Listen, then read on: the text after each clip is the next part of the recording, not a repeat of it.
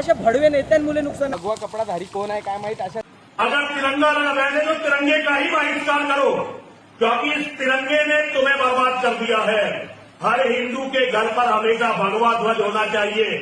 नालायक लोकांना भारतामध्ये स्थान कोणती सरकार आणि कोण लोक देतात आणि यांना बोलायला बढावा पण कोण देतात खरंच समजत नाही। हा डायरेक्ट काय बोलतोय तिरंग्याचा बहिष्कार करा, म्हणजे आपल्या भारत देशामधून राहून बोलतोय तिरंग्याच्या आणि सगळ्या हिंदू लोकांच्या घरावरती फक्त भगवा लहरायला पाहिजे का भाई? काय बघ धर्माबाबत सगळ्यांना आहे, कोणाला असं वाटतं की आपण आपल्या देशातील तिरंग्याचा बहिष्कार केला पाहिजे, खालिस्तानी सारखं पायाखाली तुडवलं पाहिजे, तसेच याची बोलायची गोष्ट आहे आणि घरावर फक्त भगवा दिसला पाहिजे। अरे वा काय नालायक लोक आहेत। आणि मग हे लोक मुस्लिमच्या देशभक्तीवरती सवाल उचलणार। अरे भाई काही लोक त्यांच्यामध्ये पण नालायक आहेत, पण काही लोक देशासाठी जगतात, देशासाठी जीव देतात, हा देश त्यांचा पण आहे, ठीक आहे। हे लोक मग हिंदू मुस्लिमचे दंगे भडकवणार आणि साले हे असली मुद्दे असे घाण पाणी सांडते सगळ्या। भाई रिअल मुद्दे ना खरं बोलू ना, नुकसान तिरंग्याने नाही कोणाला, हे अशा भडवे नेत्यांमुळे नुकसान आहे जे देशामध्ये ना लोकांच्या नॉर्मल समस्या नाही बघत, बाकी स्वतःच्या राजनीतीसाठी लढवणार मरवणार। आपण देशची जनता चुती आहेत म्हणजे यांच्यासाठी।